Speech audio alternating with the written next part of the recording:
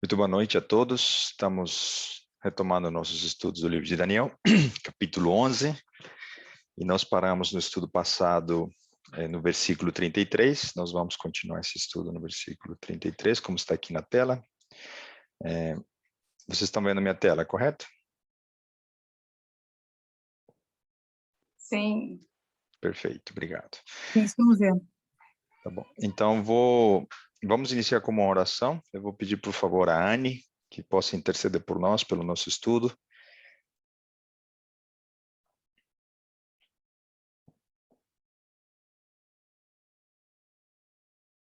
Anne, pode orar por nós, por favor?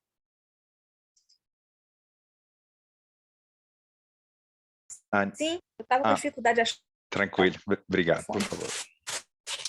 Então, oremos. Bondoso Pai, obrigado por estarmos aqui para mais um estudo.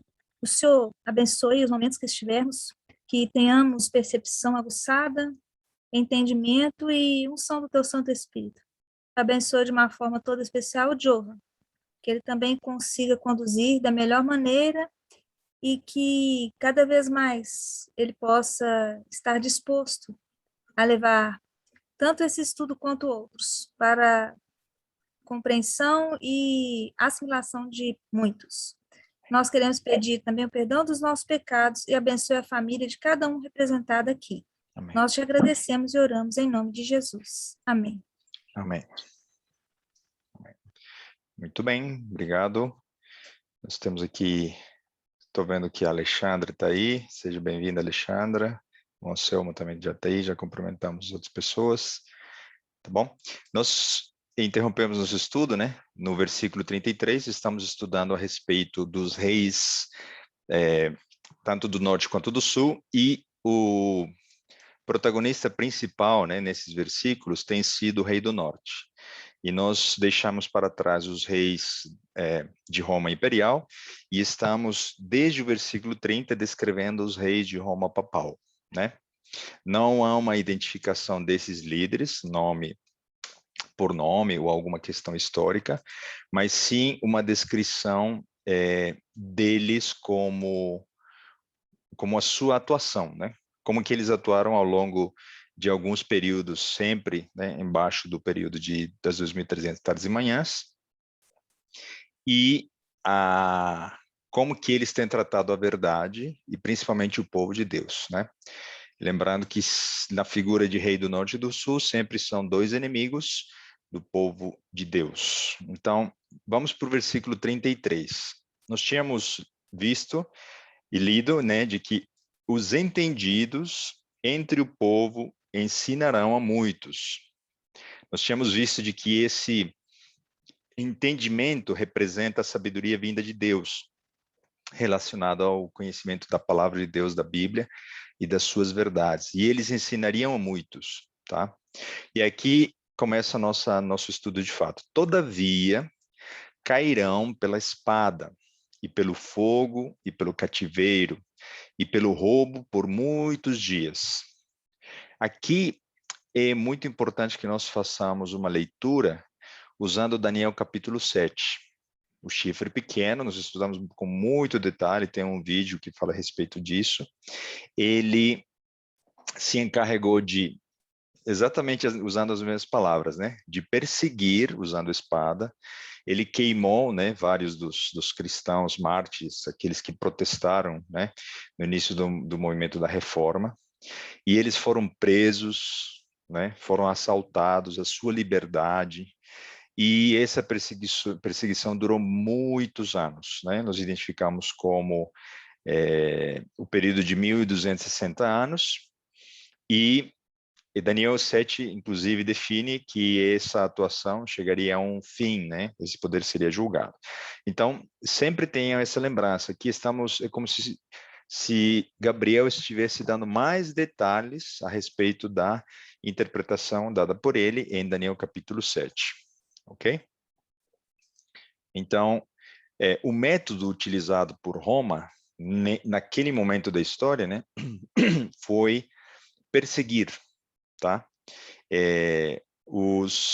quando os papas adquiriram todo o poder e eles manipulavam os reis da Europa, então eles usavam os exércitos desses reis, né, catequizados, se poderíamos dizer assim, para o uso da força militar.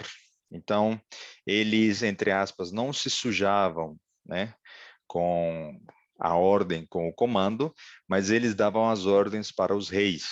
Então, a verdade era manipulada, tá? De que maneira? Eles diziam, bom, nós temos a religião, temos a verdade, a palavra de Deus, né?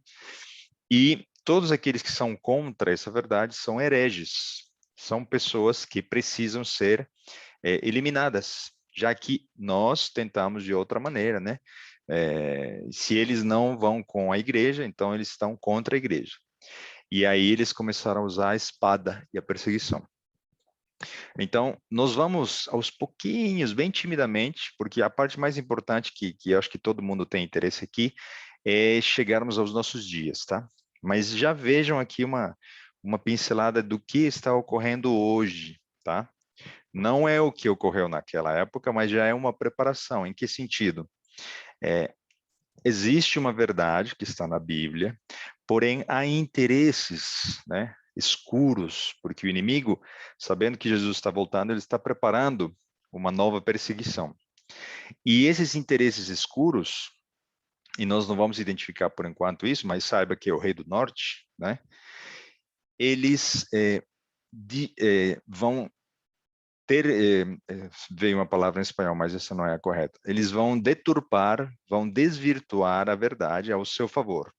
Então, mesmo utilizando a Bíblia, um discurso falando a respeito do amor, falando a respeito do cuidado da família, do planeta, eles vão manipular a verdade e vão enganar a muitos para preparar o ambiente e a sociedade, principalmente, para colocar na cabeça das pessoas que alguns poucos que não aceitam o que a maioria pensa, deverão ser perseguidos, as suas liberdades deverão ser retiradas, e posteriormente, inclusive, serão mortos, tá bom? Então eu vou dar só um exemplo, né, histórico, nós vamos falar isso um pouco melhor nas próximas semanas.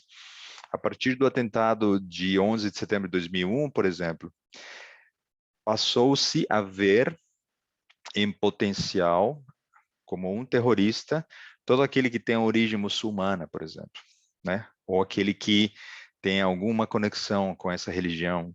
E o termo fundamentalista adquiriu uma nova conotação, no sentido de que um religioso muçulmano pode ser um potencial, né, homem-bomba, e por causa de acreditar no fundamento do jeito, né, que ele pensa, no extremismo da prática da sua religião, né, ele pode destruir, provocar atentados, matar milhares de pessoas. Então, ali houve uma mudança, né? Uma tecla que foi muito e muito repetida. Fundamentalista, fundamentalista, fundamentalista. E em prol da segurança nacional ou coletiva, poderia-se ir contra qualquer direito individual e, sem necessidade mesmo de autorização de um juiz, o governo americano ou outros, né, a Interpol poderiam entrar na casa de uma pessoa e infringir contra seus direitos individuais, né? Então, assim, apenas como um exemplo. E o que nós estamos vendo hoje em relação ao que está ocorrendo com a crise sanitária é um ensaio com muito maior intensidade do que ocorreu no passado, em 11 de setembro. E nós não estamos dizendo nada se essa crise, como se originou, o que de fato estamos vendo ou para onde vai. Não estamos entrando nessa discussão, não é o caso aqui. Mas o que estamos dizendo é que existe toda uma preparação para que a sociedade possa entender de que alguns poucos, né, que não se inserem dentro de uma estrutura, né, de um sistema, poderão ser bem perseguidos, etc. Ou forçados, né, a fazer algo que eles não querem, tá bom?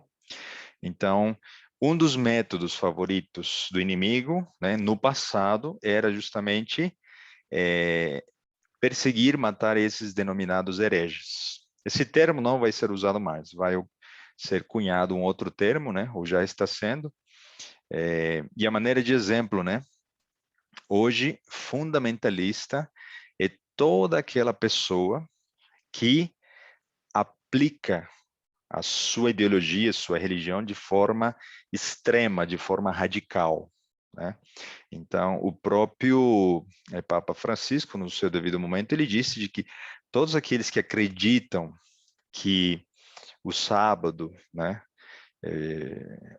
perdão, a criação em 7 dias, né, e consequentemente acreditam no sábado, são fundamentalistas. Porque nós mostramos, né, nos estudos passados, de que hoje a religião católica aceita, né, a evolução dentro de um contexto evolucionista teísta.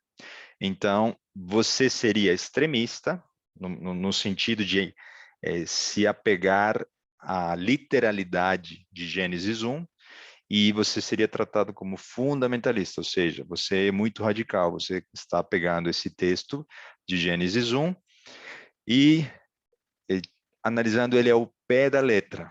Mas não é assim. Palavras deles, né? É uma alegoria, é uma ilustração, é um mito, né? Há lições que nós podemos tirar dali, mas não há uma literalidade, tá? Então, o que ocorreu no passado vai se repetir, tá bom? Então, isso só não ocorre porque esses poderes, né, que o inimigo está tentando preparar para usar com esse fim, não recebeu de Deus a autorização para que eles consigam realizar essa perseguição, tá bom?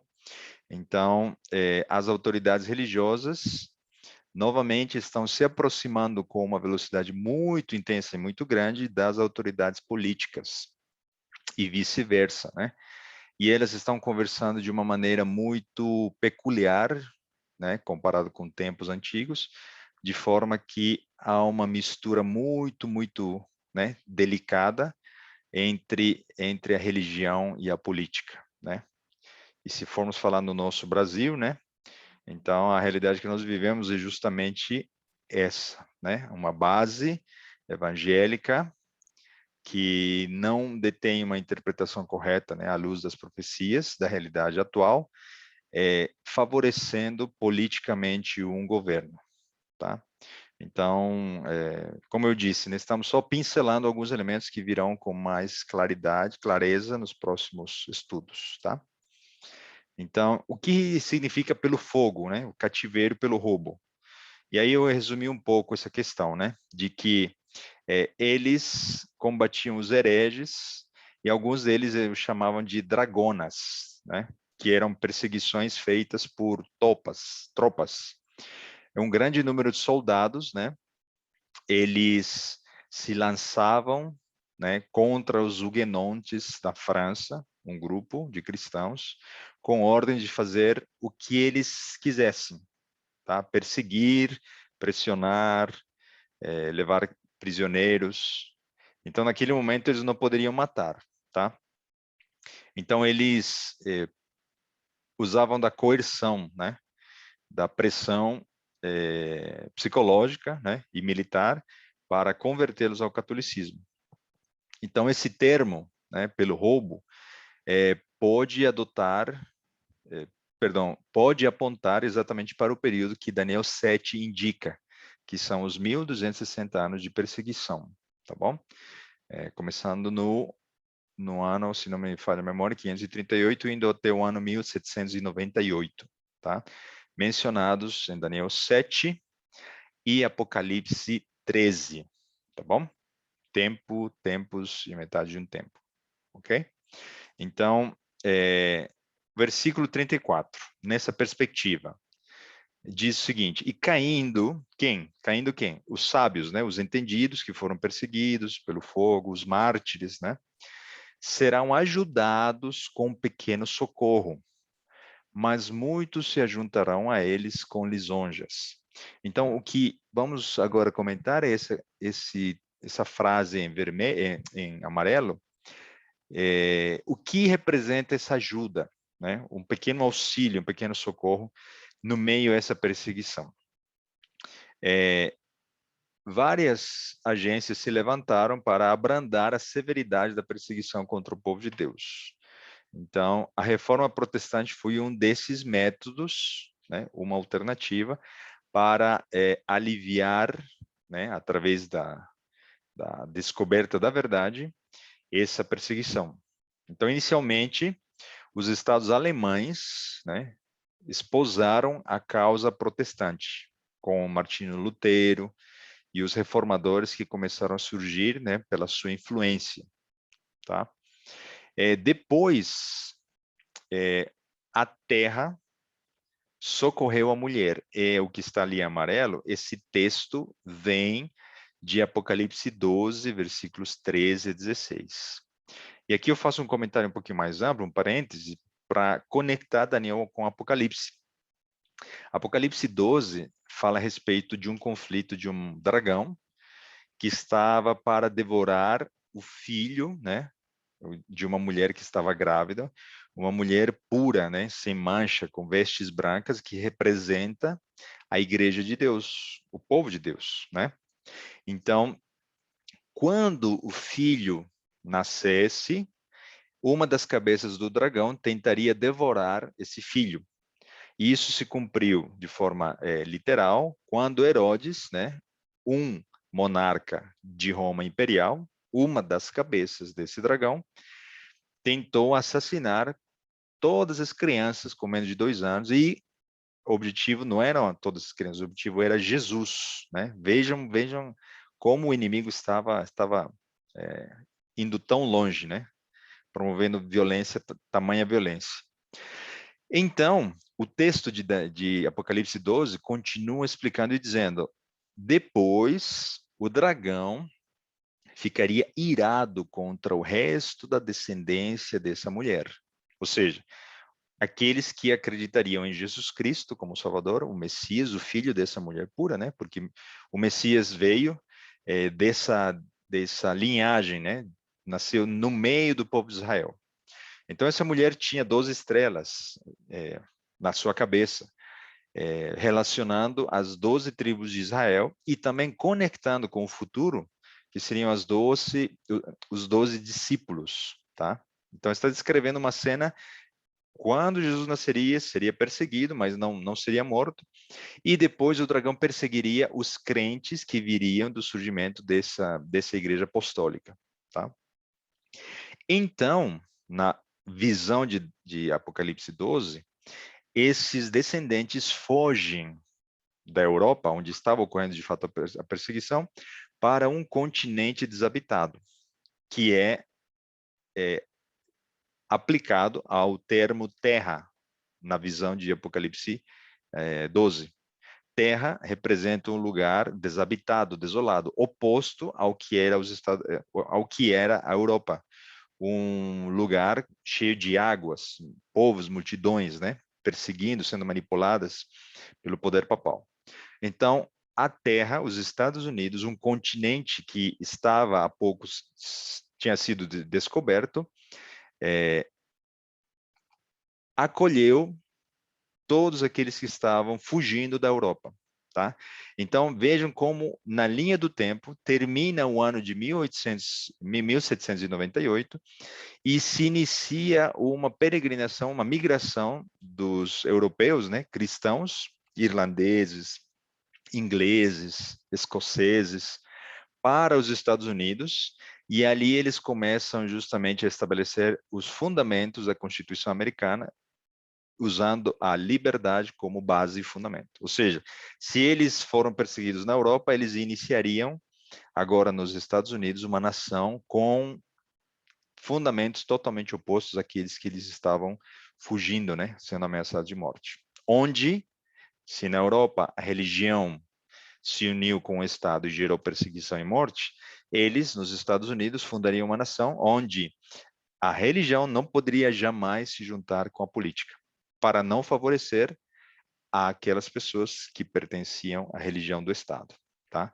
Então, por isso surgiu a nação da liberdade. E esse é um dos motivos pelos quais Deus abençoou essa nação e ela se tornou a nação mais poderosa, tá? Então, por isso que como o texto diz, né, serão ajudados, conectado com Apocalipse 12, representa o momento em que a terra engole, né, as águas das multidões e a perseguição termina e cessa. E você, se você quiser juntar os eventos, você vai ver que os Estados Unidos vão se formar como nação, né, por volta desses anos, 1780, 1790, e ali vai ocorrer a emancipação do poder inglês também, né? Então, mas muitos se ajuntarão a eles com lisonjas. Agora vamos analisar a segunda parte do versículo 34. O que representa isso? Essa profecia indica que o protestantismo sucumbiria à popularidade né, e deixaria de protestar. Ou seja, muitas pessoas entenderiam que a Igreja Católica tinha perdido a verdade, que como é possível que um cristão poderia perseguir o seu irmão ao ponto de matá-lo, né, indo contra a sua liberdade. Só isso foi suficiente para milhares de pessoas abandonarem o catolicismo e se juntarem ao protestantismo. O detalhe é que quando multidões se uniram ao protestantismo, e aí surgiram várias, né, a religião luterana, presbiteriana, batistas, etc., muitos chegaram sem conhecer, né, e ter um fundamento muito bom da palavra de Deus. Então, aí começaria o quê?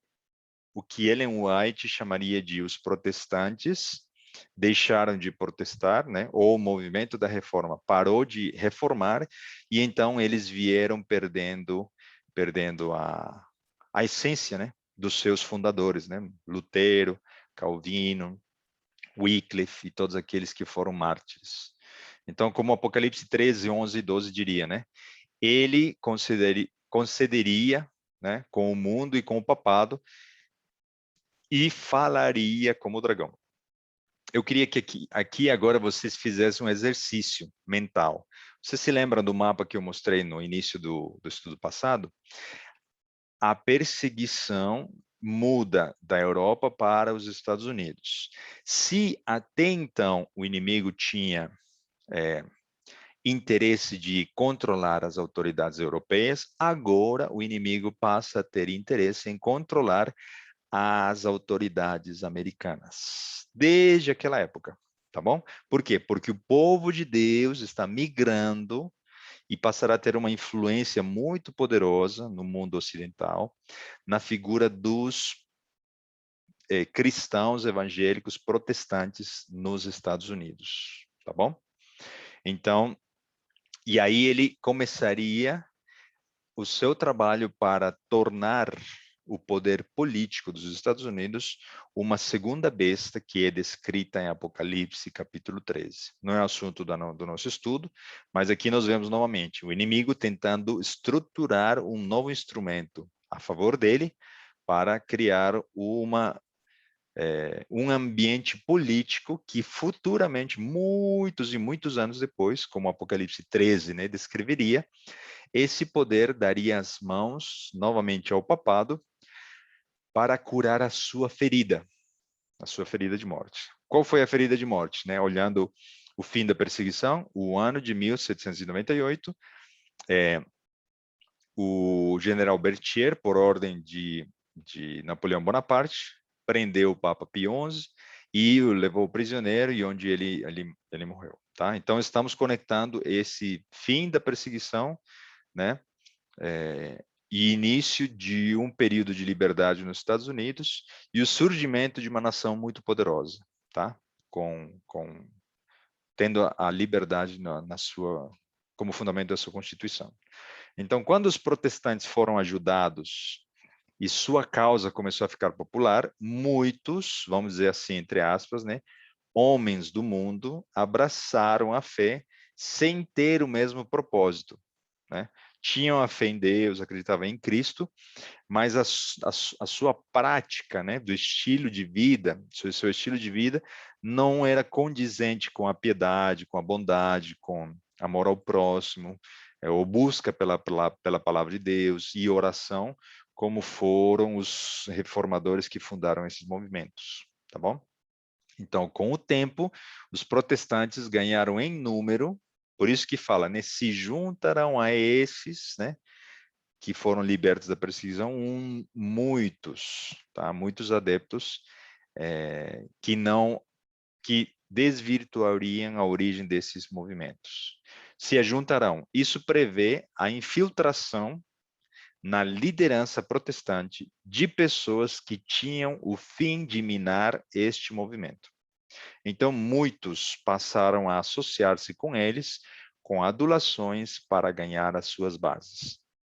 E aqui, nós novamente falamos sobre essa questão, né? O inimigo trabalha sorrateiramente nos bastidores, de forma muito planejada, um ataque às lideranças desses movimentos, de forma que, já que ele estuda a Bíblia, né, e ele viu que se a liderança, se o rei do povo de Israel estava ao lado da idolatria, do paganismo, ao lado dele, o povo inteiro seguiria ele. Então, ele estava preparando o quê? As sementes da mentira, meias verdades, sendo colocadas nesses movimentos. Por isso é que, aos poucos, por exemplo, os movimentos evangélicos passaram a absorver a imortalidade da alma, né? Muitos hoje, por herança dessa questão, hoje afirmam que se uma pessoa morre, hoje está ao lado de Cristo, né? Ao lado do Pai. Hoje mesmo, no dia da sua morte, se esse for o caso. Isso não é bíblico. A questão do batismo, a prática, né, da fé. Muitos absorveram outra situação. Uma vez salvo, salvo para sempre, né? Então, você não precisa mudar a sua vida, sua prática, seus hábitos, se a sua fé é maior e Jesus já fez tudo por você. Então, não há necessidade de guardar os mandamentos, não há necessidade de nada disso. Então, o inimigo foi corroendo por baixo, desde aquela época, esses movimentos, de forma a aproximá-los aos poucos da igreja mãe, né?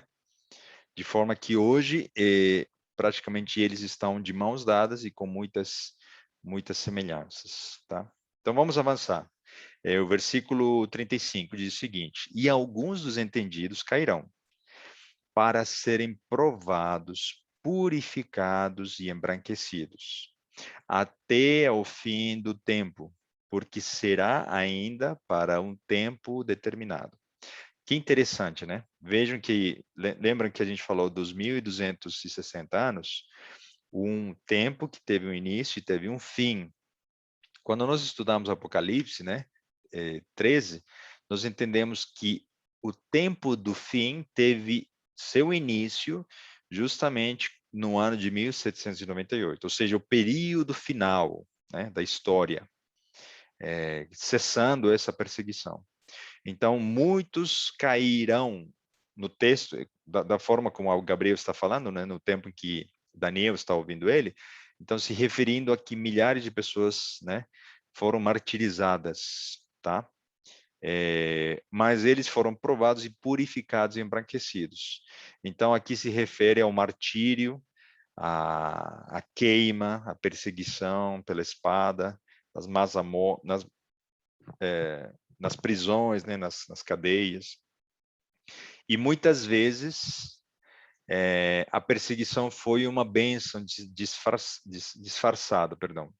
Por quê? Porque era um meio pelo qual Deus mantinha a sua igreja pura, na sua essência, tá? É onde o material, o visível, estava em segundo plano para essas pessoas e eles olhavam a esperança, a fé pura e inclusive estavam dispostos a perder tudo, né? Por causa de Cristo e sua verdade. Então a igreja sempre esteve em seu estado de maior pureza e espiritualidade no período de maior dificuldade, perseguição e martírio, tá? Então aí nós podemos fazer uma análise da nossa condição atual como crentes e como membros de uma igreja. Se hoje nós não estamos sendo perseguidos, é provável que nós não estejamos vivendo, né, na pureza da nossa fé e prática o que esses homens viviam. Porque quando nós passamos a viver, né, como Cristo viveu, olhando para as coisas eternas, Cristo foi perseguido, foi traído, e a perseguição começa, tá? Então, justamente porque nós temos hoje conforto, nós temos meios, temos abundância, temos a palavra de Deus e temos a liberdade, nós nos acomodamos e nós ajustamos o nosso estilo de vida conforme a gente acha que poderia ou a maioria faz, etc. E nós nos misturamos no meio dessa herança, né? De igrejas protestantes sucumbindo às mentiras colocadas pelo inimigo. Tá? Inclusive, Apocalipse fala, né, de que a última igreja das 7 seria a pior de todas as anteriores, porque ela se acharia rica, a igreja de Laodiceia, né? Porém, ela seria pobre, nua e cega, né? Ou seja, ela nem se enxerga na condição que ela está, tá? Então, por isso que eu poderia ir muito resumidamente, né? Talvez a melhor das coisas que poderia ocorrer com a nossa igreja, com você e comigo, seria a perseguição. Porque ali nós seríamos purificados e a nossa fé seria colocada, de fato, né? Numa condição de nós apenas dependeríamos do nosso Pai. Se hoje eu tenho um salário, se eu tenho um conforto, se eu tenho diversas situações, eu tenho relativamente o controle, né, da minha vida. Imaginem quando tudo isso for retirado, de quem passaria a depender 100%. Então, a minha fé, né, vai ser purificada, vai ser fortalecida e eu estarei me preparando, né, para o reino de Deus. Então, não vejamos, né, a perseguição futura como um problema, talvez como uma solução. E por isso que Deus vai permiti-la.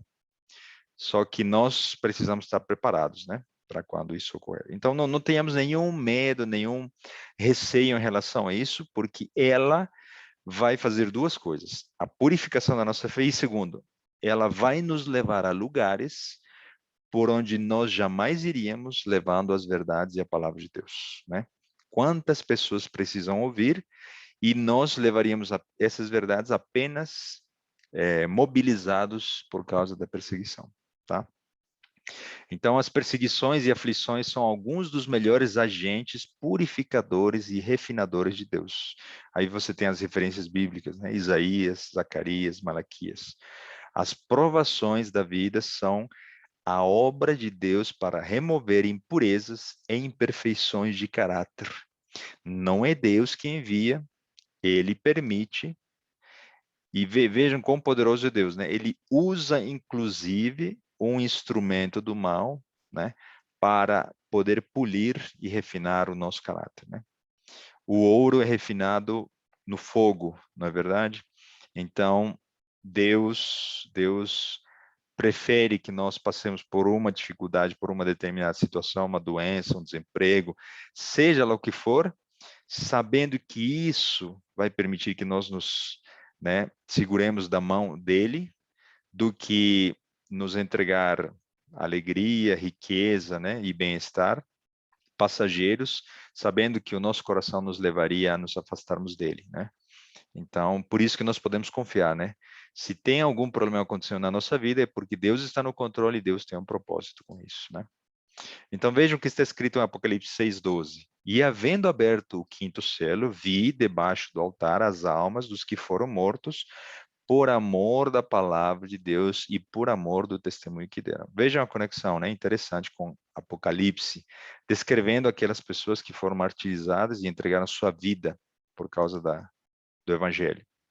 E clamavam com grande voz, dizendo: até quando, ó verdadeiro, santo, dominador, não julgas e vingas o nosso sangue dos que habitam na terra?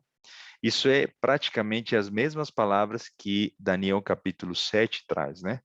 Até quando duraria essa perseguição? E então se levanta, né? Aparece uma cena de juízo e o ancião de dias toma, né, o seu trono e define o fim, né, e a sentença desse poder que estava julgando. Versículo 11. E foram dadas a cada um, compridas vestes brancas, vestes da justiça de Cristo, da pureza do seu caráter, né? É uma linguagem simbólica no sentido de que essa perseguição gerou uma condição de pureza nessas pessoas. E foi-lhes dito que repousassem ainda um pouco de tempo, até que também se completasse o número dos seus conservos e seus irmãos que haviam de ser mortos como eles foram, né?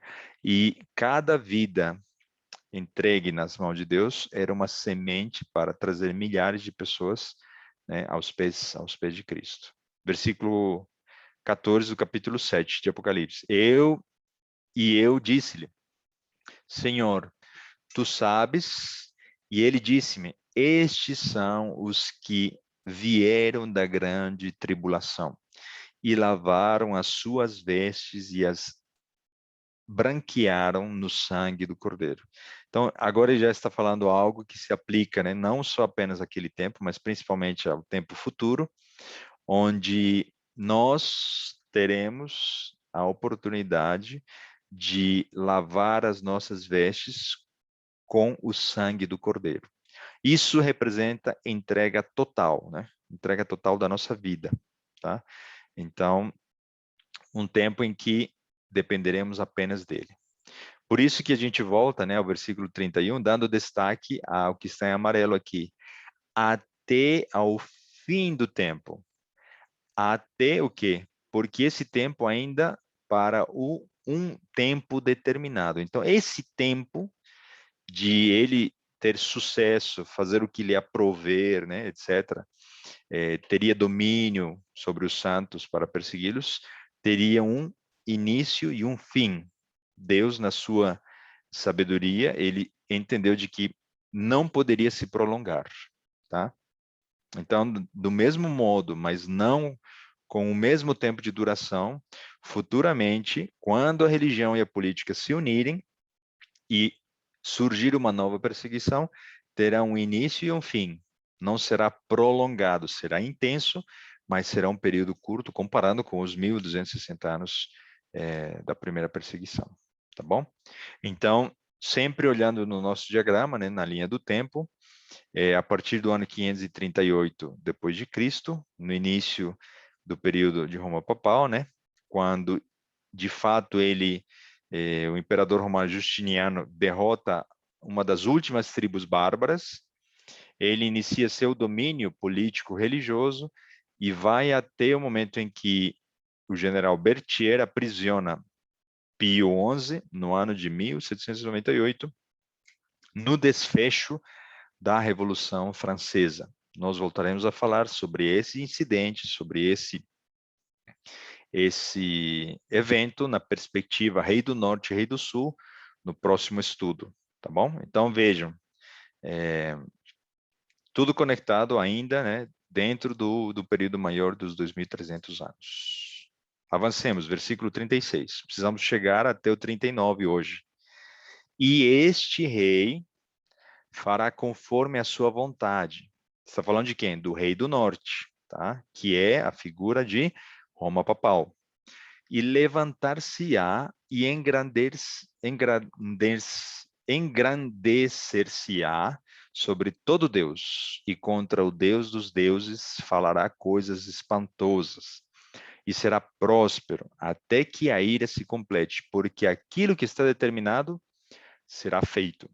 Ou seja, novamente, né, está parafraseando Daniel 11, Daniel capítulo 7, se você tem dúvida, leia de novo hoje à noite, em algum outro momento, Daniel capítulo 7, você vai ver que ele vai ter poder, domínio, ele vai se levantar contra os outros deuses, falará blasfêmias, está dando detalhes, né, para um tempo posterior no período da perseguição, quão próspero seria esse movimento.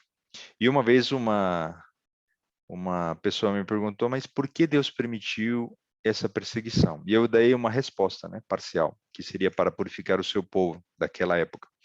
Mas um outro motivo pelo qual Deus permite a perseguição é para mostrar quão ruim é o pecado, quão ruim é a ação de Satanás contra os filhos de Deus. Imagine, anjos que não caíram estão observando o que está passando aqui na Terra. Seres de outros mundos. E quando eles veem como o inimigo leva a um ser humano a perseguir e a matar outro por causa da mentira, eles confirmam de que jamais se deveriam desviar dos planos de Deus e do amor de Deus, né? Porque Deus é amor, Deus é vida e respeito pela liberdade, né? De crença, de expressão, etc. Então, Deus precisa dar chance para o mal mostrar toda a sua ruindade para que nunca mais no futuro, né, nenhum ser humano que se arrepender cogite sequer tomar uma decisão contra o governo de Deus.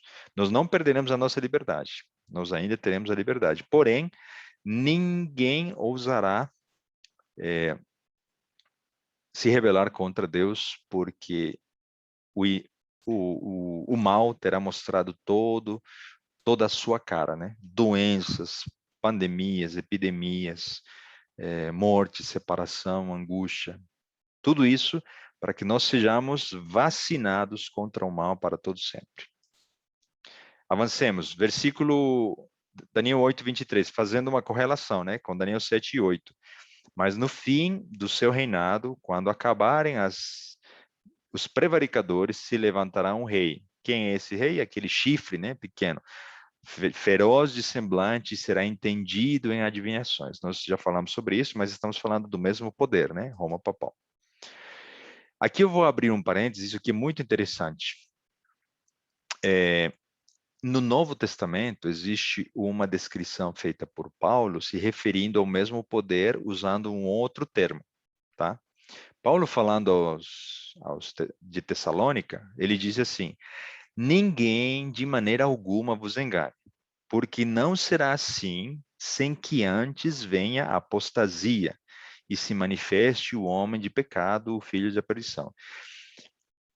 Eles queriam saber quando seria o fim, né? O contexto seria mais ou menos esse. Então, ele disse assim: antes do fim acontecer, do fim acontecer, virá primeiro uma apostasia e se manifestará o homem do pecado, o filho da perdição, o qual se opõe e se levanta contra tudo que se chama Deus ou se adora, de sorte que se assentará como Deus no templo de Deus, querendo parecer Deus.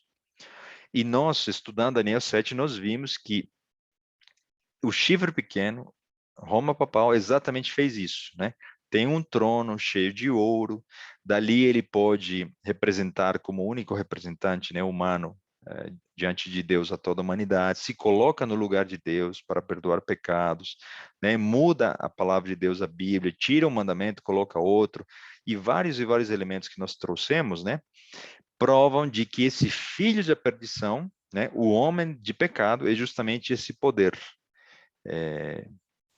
nas mãos do inimigo, tá? É interessante que ainda fala o texto, né? E então será revelado o iníquo, a quem o Senhor desfará pelo assopro da sua boca e aniquilará pelo esplendor da sua vinda. Existem dois mistérios, tá? Na Bíblia. Existem vários, né? Mas eu vou contrapor dois. Existe o mistério da piedade, que é Deus se tornando homem. Isso é difícil de entender, é um mistério, tá? Como é que o Deus criador do universo se reduz em tamanho, né, e se torna um ser humano. O segundo mistério é oposto a esse primeiro. É o mistério da iniquidade. Vocês viram aqui a palavra iníquo? Em que consiste esse mistério? É oposto ao primeiro. Quando um homem tenta se tornar Deus ou parecer como Deus. Isso não tem explicação. Como é que um ser humano limitado, pequeno, frágil, poderia tentar se colocar no lugar de Deus, tá? E é isso, e é disso que nós estamos falando, né? Esse iníquo tentaria fazer isso, Quando nós tentamos recuperar pela concordância em que lugares aparece a expressão filho da perdição, nós chegamos a João capítulo 17, 12, que diz, né? Estando eu, Jesus, né? Com eles no mundo, guardava-os em teu nome. Tenho guardado aqueles que tu me deste, Jesus falando para o Pai. E nenhum deles se perdeu, senão o filho da perdição. Então, ele está se referindo aqui a Judas, dizendo que ele foi o filho da perdição, para que a escritura se cumprisse, tá? Então, qual é o parênteses que nós queremos fazer aqui? Quais são as características de Judas? Ele era seguidor de Cristo, dizia, né? Ele afirmava ser seguidor de Cristo, ou seja, seria alguém que estaria perto do mestre. Porém, ele seria o quê? Traidor. Seria alguém que tentaria manipular as palavras de Cristo ou induzi-lo a uma ação o quê? Revolucionária, política, etc. Tá?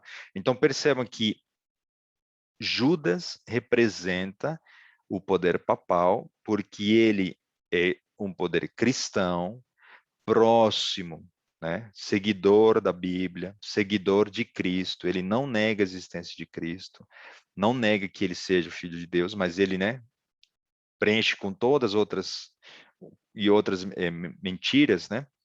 E desfaz Jesus como único intercessor, né?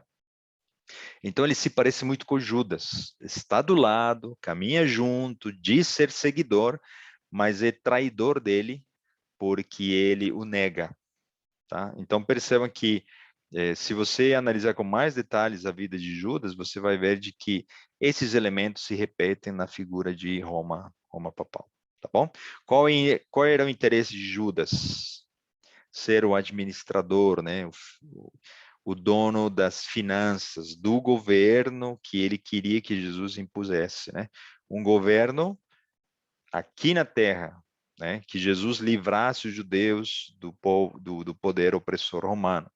Então vejam as semelhanças, né? O interesse de Judas era controlar o mestre, usufruir benefícios econômicos de tudo isso. Então existem muitas semelhanças com o que nós podemos ver, né, ser o poder romano papal. O que significa a expressão engrandecer-se-á sobre todo Deus? Isso indica um domínio mundial, ou seja, ele teria uma primazia sobre outras religiões, sobre outras divindades, tá? Daniel capítulo 11, 3, por exemplo, descreve a Grécia sob o domínio de Alexandre. No versículo 16 em diante, descreve Roma sob o governo dos Césares, né, numa fase nova do Rei do Norte. Porém, em Daniel 11:36, o mesmo termo é designado para descrever a Roma papal e os seus novos líderes, ou seja, ele seria liderança, né, sobre outras religiões.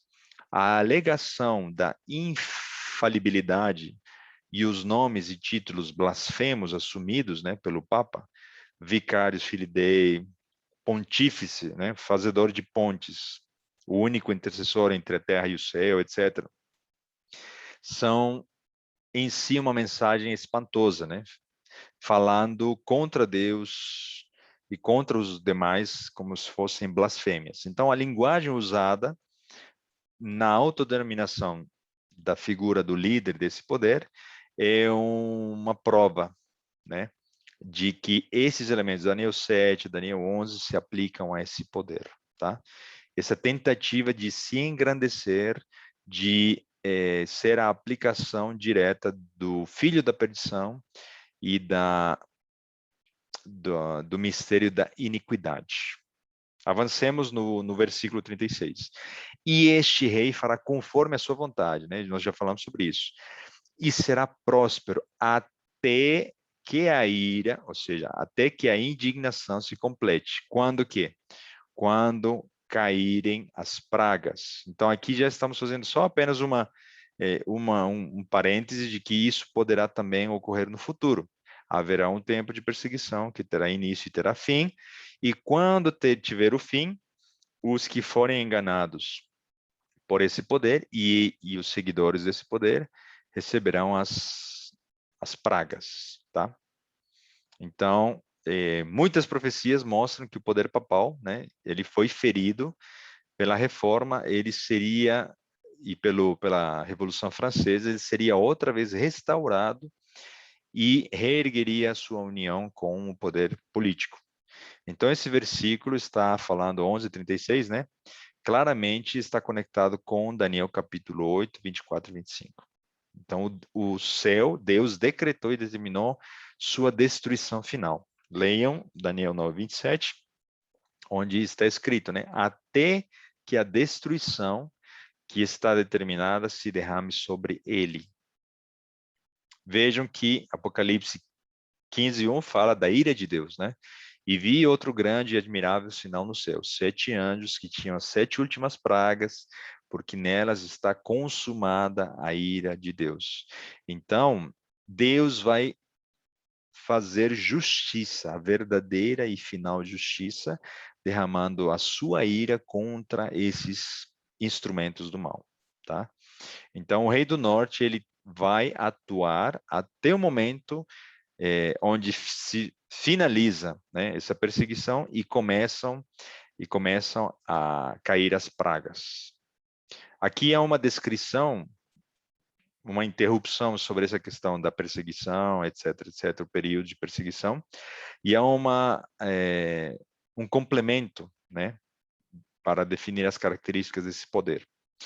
E não terá respeito ao Deus de seus pais, nem terá respeito ao amor das mulheres, nem ao Deus algum, porque sobre tudo se engrandecerá. Então nós vamos ver quem eram os pais desse movimento religioso, né? Dito cristão, o católico romano. Os pais de Israel são os patriarcas, né? E os pais da Igreja Católica são os apóstolos. Tanto é que você vê aqui, né? Salmos 28:5, estou usando o texto bíblico para fundamentar a minha interpretação. Porquanto não atentam às obras do Senhor, nem à obra das suas mãos, pois que ele os derrubará e não os reedificará. Está falando de que os filhos obedecem às obras do pai, né? Quando seguem os seus mandamentos. Vejam quais são os pais do movimento cristão. 1 Coríntios 10, versículo 1 a 4 diz: Ora, irmãos, né? Paulo falando aos Coríntios, não quero que ignoreis que nossos pais estiveram todos debaixo da nuvem e passaram pelo mar. Ou seja, Paulo está dizendo, olha, a igreja apostólica, né? São herança e resultado de um dia quando o povo de Israel passou pelo Mar Vermelho. E todos foram batizados em Moisés, na nuvem e no mar. Ou seja, se eles foram batizados, nós também precisamos ser batizados, é o que Paulo está dizendo. E todos comeram de uma mesma comida espiritual, e beberam todos de uma mesma bebida espiritual, porque bebiam da pedra espiritual que os seguia, e a pedra era Cristo. Está falando daquela rocha, né? De onde no deserto emanou água. Então, ainda a afirmação, né? Atos 7, 31 e 32, dizendo: Eu sou o Deus de teus pais, o Deus de Abraão, o Deus de Isaac, o Deus de Jacó, o Deus de Moisés. Ou seja, quem são esses pais? São os patriarcas, tá? Outro texto, né? Como jurou a ti e aos teus pais, né? Falando das promessas dadas ao povo de Israel. Então, o que significa que o rei do norte, o papado, não terá respeito ao Deus de seus pais? Esse poder, ele não seguiria a herança judaica, a herança cristã, né? Da igreja, da igreja fundada pelos discípulos, né? E ele faria o oposto, tá? Ou seja, se afastaria dos seus princípios. Eles pregaram o amor ao próximo, a pregação do evangelho, sem nenhum interesse, não cobravam dinheiro. Pedro, né, quando curava e sanava as pessoas, eles não aceitavam que nenhuma pessoa se ajoelhasse diante deles. E nós vemos características opostas, né? Hoje as pessoas se ajoelham, beijam, se inclinam diante dos líderes de Roma Papal, e eles têm outros interesses, né? Por isso que nós vemos a situação e as características deles sentados no trono. Uma outra descrição, vejam, estamos próximo do fim do nosso estudo. Nem terá respeito ao amor das mulheres, ou seja, o rei do norte, os seus líderes, eles praticariam o quê? O celibato, tá? Então, simples assim, o Papa nega aos seus sacerdotes e freiras o direito e o privilégio dado por Deus deles constituírem família. Deus nos criou homens e mulheres para que pudéssemos nos relacionarmos, né? Deus criou o casamento, Deus criou o sábado, Deus criou o homem e a mulher para desfrutar da bênção que é o sexo, né? No seu devido momento, no contexto da família, apenas com o marido e com a mulher, mas tudo que Deus criou e que era bom, o inimigo desvirtuou e o levou para o lado de quê? A negação de algo natural, de algo que é do próprio ser humano, né? O desejo de estar junto de alguém, né? Formar família, etc.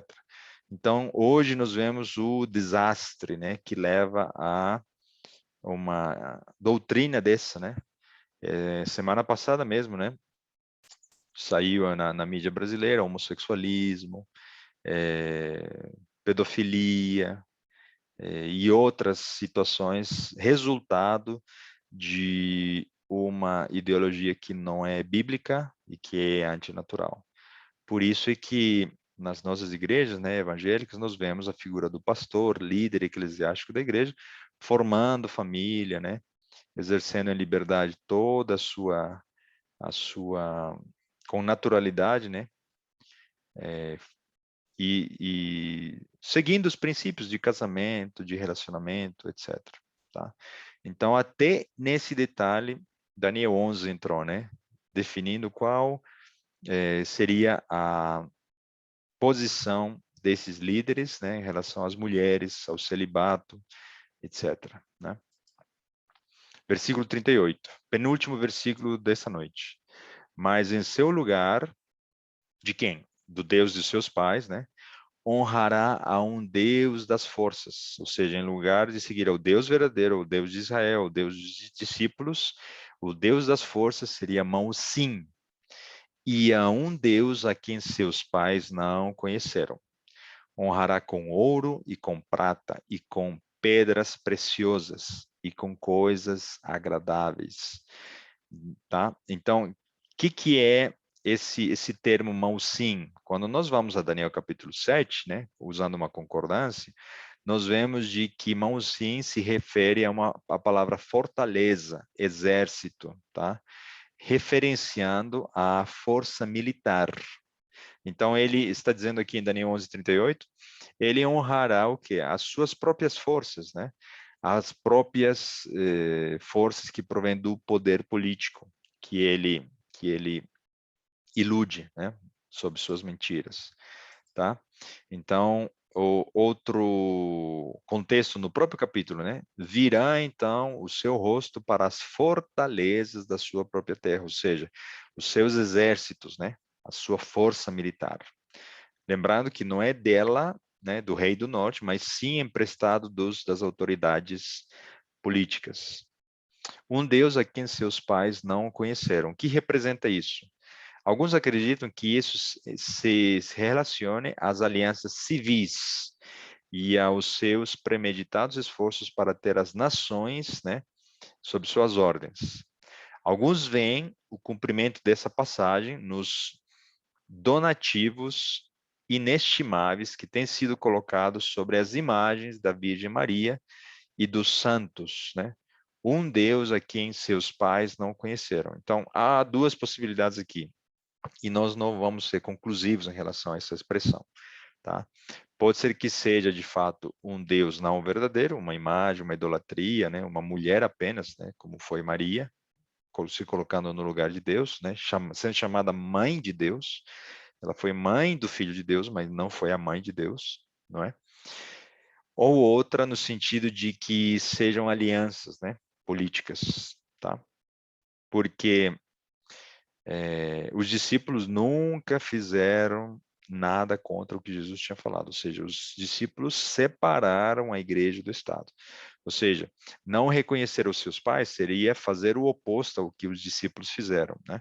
E aqui a prova de que desde a Idade Média e até os nossos dias há uma representação diplomática, um governo, né, sediado no Vaticano. Então, ao mesmo tempo de ser uma religião, é um poder político, é uma nação, né? E honrará com ouro e com prata e com pedras preciosas, a segunda parte do versículo. Da mesma maneira, usando os mesmos elementos, né, de uma mulher prostituta, uma igreja desviada da verdade, não é uma mulher literal, né? Estava vestida ela de púrpura, está falando da mesma igreja, né, que carece da verdade de Deus, e de escarlata, e é adornada com ouro e pedras preciosas e pérolas. Então, novamente, vejam a conexão harmoniosa entre os textos de Daniel 11 e Apocalipse 17, tá? Último versículo da noite. E com o auxílio de um Deus estranho, agirá contra as poderosas fortalezas. Qual é? Vejam como avança um pouco no tempo agora, Daniel 11, né? Ele vai criar uma união entre a igreja e o Estado, de forma a que a igreja possa agora empregar as fortalezas, os exércitos, né, o poder político, bélico dos estados e das autoridades civis. Aos que o reconhecerem, multiplicará a honra e os fará reinar sobre muitos, e repartirá a terra por preço. Isso significaria, né, que utilizaria argumentos teológicos, né, financeiros de uma teologia da troca, né? Você paga um valor para obter o perdão, para obter uma bênção, etc., né? E também uma questão de interesse econômico. Então, isso pode gerar algumas interpretações que se dão nessa passagem, mas a mais provável é que seja uma descrição do apoio que a Igreja Romana tem dado à adoração de protetores, que seriam festivais mantidos em várias cidades do mundo em honra ao sacrifício, né, da missa e da Virgem Maria. Seriam aquelas santas, né, padroeiras do Brasil, de Portugal, Fátima. E por onde você for, você vai ver de que existe um outro nome dado a Maria, na qual, seja uma cidade ou uma nação, uma padroeira, etc., existe um equivalente, né, a ela. Existem aparecimentos, existem histórias muito semelhantes, né? Então, uma opção, né, de interpretação seria essa questão do engano, né, através dessas fortalezas, tá bom? Então, nós terminamos o versículo 38 dessa maneira, perdão, 39, e semana que vem começa a melhor parte de Daniel, capítulo 11, os versículos 40 até o 45. São 5 versículos, mas nós vamos demorar pelo menos 2 segundas-feiras para estudar eles, porque tem muita coisa para falar. Então, se até agora nós fomos devagar, nós vamos um pouquinho mais. Por quê? Porque agora nós vamos avançar no tempo, vamos falar do que aconteceu depois de 1798, né? Revolução Francesa, que movimentos surgiram, que ideologias, né? Que representam um último embate entre o rei do Sul e o rei do Norte, como a figura dos Estados Unidos entrou em cena, conectado com Apocalipse 13, Apocalipse 12, como ele vai fazer uma aliança dentro dessa tentativa de unir o Estado com a igreja, né? Nos últimos dias, como ele vai ter sucesso nessa perseguição e qual será o fim, principalmente, né? No versículo 45. Então, nós vamos falar sobre desdobramentos desses elementos que eu mencionei agora e faremos, de fato, a aplicação para os nossos dias. Então, nós vamos tentar, principalmente terminada a gravação, né? Tirar dúvidas a respeito desses movimentos opostos, né? Esquerda, direita, centro, pró, contra, medidas, liberdade, vacina, etc, etc. Como tudo isso está muito bem misturado, né? planejadamente, né, preparado um conflito para enganar a muitos, tá bom?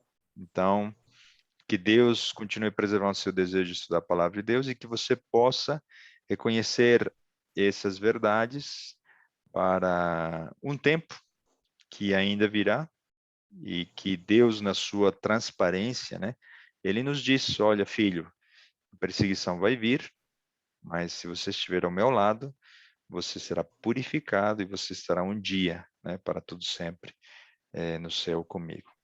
Então, diferente de outros movimentos onde você vai receber promessas de prosperidade, de bênção, ou de qualquer outro tipo de coisa, nós queremos apresentar para vocês de que são poucos que entrarão para o reino de Deus e o farão pela porta estreita, né?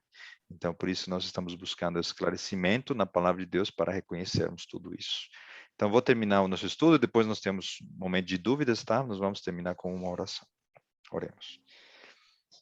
Querido Pai, nosso bom Deus, nós te agradecemos por esse estudo, obrigado porque tem pessoas muito interessadas em conhecer a tua palavra, que teu Santo Espírito possa colocar em nós sempre esse desejo de entender, de aprender, e que por conta própria possamos, cada um de nós, pesquisar na Bíblia, entender a tua palavra, se tudo isso realmente está fazendo sentido, queremos confirmar, não queremos receber de um ser humano um entendimento que apenas pode vir de ti, ó Deus.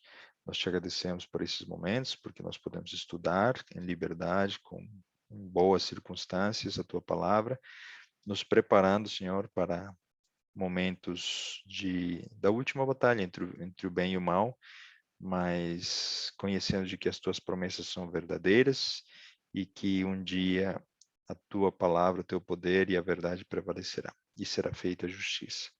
Por isso nós entregamos nossas vidas em tuas mãos e o fazemos em nome de Jesus. Amém.